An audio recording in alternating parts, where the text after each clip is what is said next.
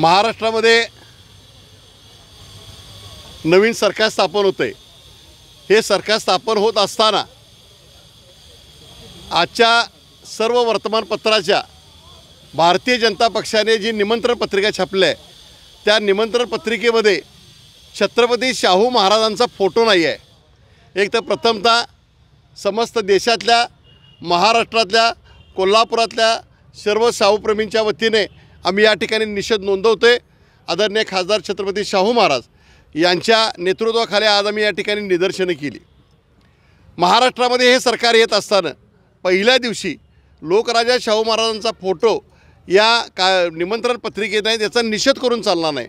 महाराष्ट्रामध्ये याबद्दल शाहू प्रेमींच्याबद्दलची मोठ्या प्रमाणामध्ये लाट उसळेल। पण एकच सांगतो की ज्यावेळेला छत्रपती शिवाजी महाराजांचा पुतळा पडला त्यावेळेला सुद्धा आम्ही सर्व इंडिया आघाडीच्या लोकांनी या ठिकाणी देवेंद्र फडणवीस मुख्यमंत्री असतील त्यांना या महाराष्ट्राच्या जनतेची माफी मागा म्हणून सांगितलेलं होतं। पण आज बघायत मुख्यमंत्री झाले तरीसुद्धा छत्रपती शिवाजी महाराजांचा पुतळा पडला याची जबाबदारी स्वीकारून त्यावेळचे उपमुख्यमंत्री देवेंद्र फडणवीस यांनी महाराष्ट्राच्या जनतेची माफी मागितलेली नाही आहे। आज या ठिकाणी आम्ही एवढंच सांगतो की भारतीय जनता पक्षानं जी चूक केली आहे त्या भारतीय जनता पक्षाचे प्रमुख म्हणून महाराष्ट्राचे मुख्यमंत्री म्हणून तुम्ही जर बसत असाल तर फुले शाहू आंबेडकरांच्या विचाराचा छत्रपती शिवाजी महाराजांच्या शाहू महाराजांच्या विचारांचं आणि संभाजीराजांच्या विचारांचं हे महाराष्ट्रामध्ये सरकार चालत असतं।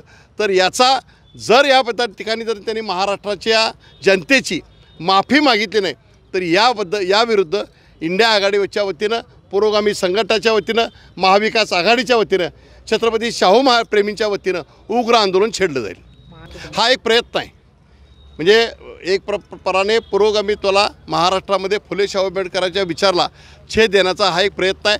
आणि देशामध्ये आजपर्यंत बघितला तर भारतीय जनता पक्षाचं हे देशामध्ये राज्यामध्ये एकच धोरण आहे की पहिल्यांदा ते करून बघतात, प्रतिक्रिया काय येते ते बघतात आणि ज्यावेळा प्रतिक्रिया उग्र स्वरूप येतात त्यावेळा ते मागं सरकतात।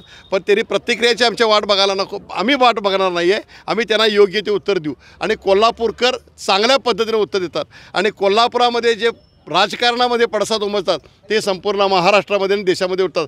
याच्या सर्व परिस्थितीला त्यांना सामोरं जावं लागेल। आज सर्व प्रत्येकाने जे लोकप्रतिनिधी असतील त्यांनी त्या पद्धतीची भूमिका मांडली पाहिजे। पण ज्यावेळेला फुले शाहू आंबेडकर छत्रपती शिवाजी महाराजांचा विचार घेऊन एक लोकप्रतिनिधी एक आमदार जर निवडणुकीच्या समोर जात असेल तर त्यांनी जनतेच्या त्या भावनेची कदर करून या गोष्टीचा निषेध नोंदवला पाहिजे असं आमचं मत आहे।